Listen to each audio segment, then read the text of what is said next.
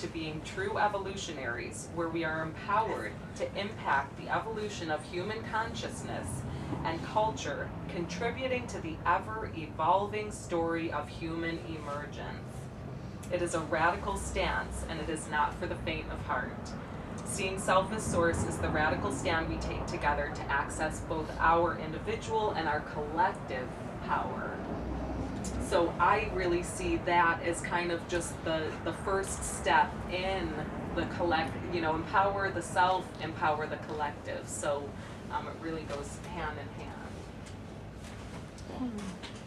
So some of the ways that have, that I've noticed that I've fallen into a pattern of blaming others, or, becoming angry at the universe, like cursing the universe. I'm just, here doing my thing, and then the universe is like, oh, we're gonna throw that in her way and that in her way, so just a simple example is perhaps I have a habit of being late for meetings, events, gatherings, school, whatever, to pick up my daughter. And so I have a habit of doing too many things and leaving myself too short a time to get to where I need to go on time.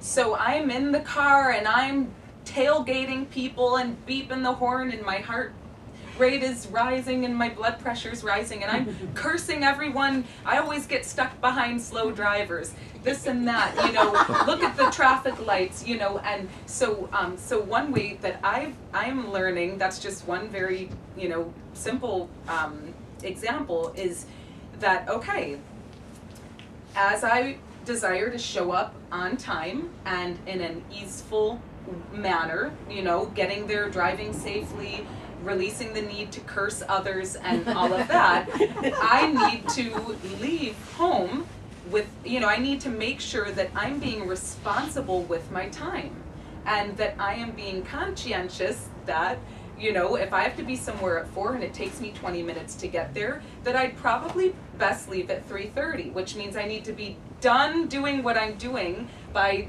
3:25 and out the door at 3:30. So it's just like a very simple thing that I think we can all relate to in a sense, and that people can tend to start to blame outside sources for, why there's this chaos and confusion in your life process. Or discomfort, dis-ease. Or discomfort, dis-ease. So I feel like let's just open it up a little bit and have more of a discussion about what people see as taking 100% self-responsibility. Because I know when I've brought it up to people, especially just in the past few months around this movement, and it sounds like there is some adversity to that concept.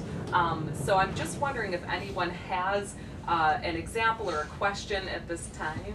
Yeah, I did. I wanted to, first I wanted to say thanks. That thing in the beginning, that was great. Because, I'm looking around, as if I see all this for the first time. I was like, wow. It basically is, But I wanted to talk about the benefits that you receive back from the universe when you start taking that responsibility. I hardly believe in coincidence that I'm just reading this book now. It's called The Witch of Portobello by Paulo Coelho. He also wrote The Alchemist, so I would be surprised if anybody else hasn't read it. But anyway, the lesson in that I'm learning is you don't have to be learned on a subject in order to teach it, because the truths that you're eliciting, that's the word you used before, the things that you're pulling out of the students that already know, the universe is revealing through you. And I think that goes a long way to talk about the self-responsibility of taking on the burden, the responsibility of teaching others. And I think that's exactly what you guys are doing by giving this talk right here. And I just think it speaks volumes for how rewarding it can be, because not only are you receiving that knowledge, but you're passing it on. And I just want to say thanks. Oh, I love it. Yeah. Thank you. Absolutely. Anyone else at this point feel they want to share anything?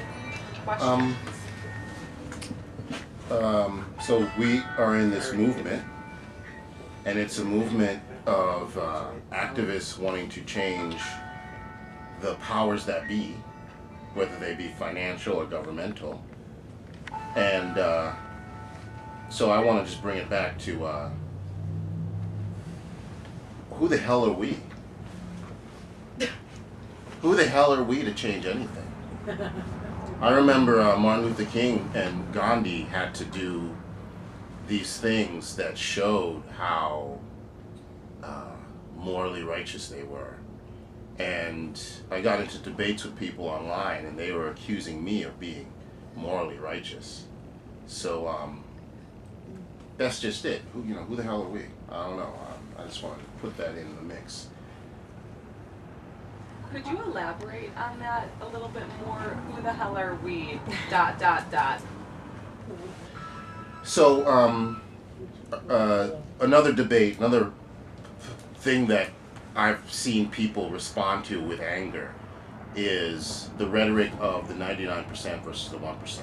Oh yeah. Which denotes that the 99% are in some sense innocent and the 1% are in some sense guilty. Right. So that's a way of elaborating the who the hell are we. Thank So you. if we're responsible, does that mean, just throwing it out as a thought or question, does that mean that we're not greedy? No. Well, who the hell are we?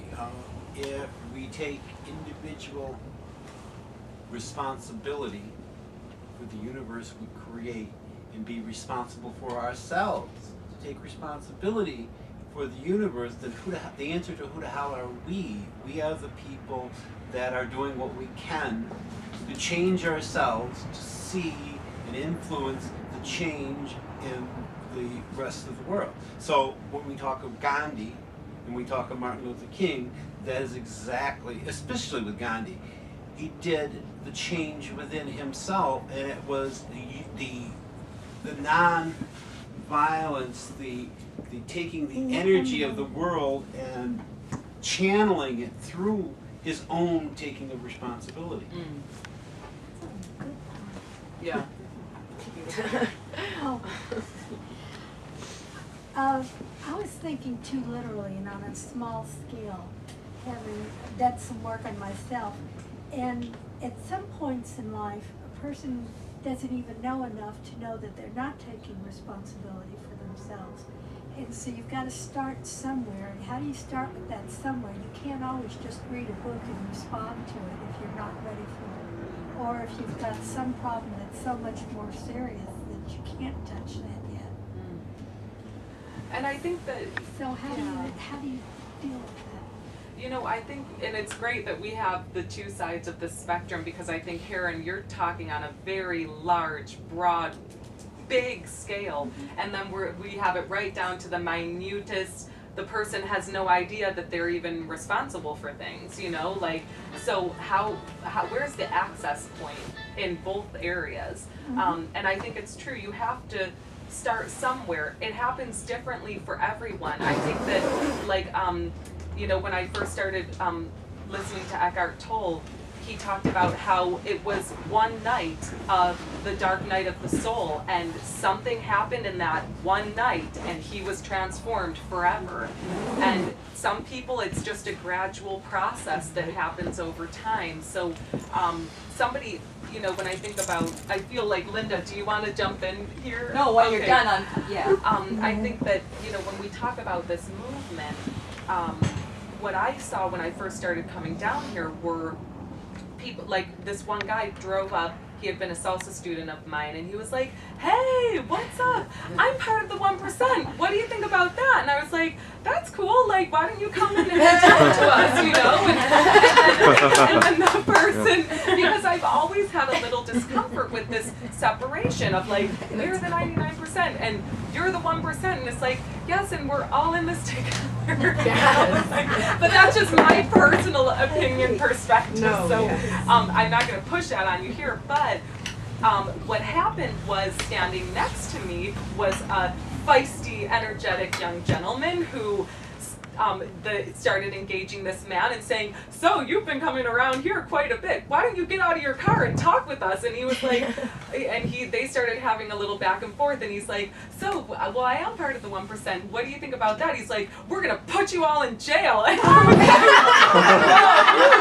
like, "Okay, is that the kind of message we're trying to send the 1%ers? Like, be scared of us. We're gonna put you all in jail." So I think that maybe just be a simple example of someone showing up with a lot of passion and a lot of anger and a lot of ideas, and then the channeling of that, and how did they actually come from an empowered place of, I see where I've been colluding with this system that we've been living in, especially in the Western world, but really it's a worldwide thing, and I see how I've been colluding with it, and then I see where I could actively make changes in my own way of doing things that would support a new way of doing things that is really the pathway that this movement seems to be moving towards: equality, justice, sustainability, and many other things.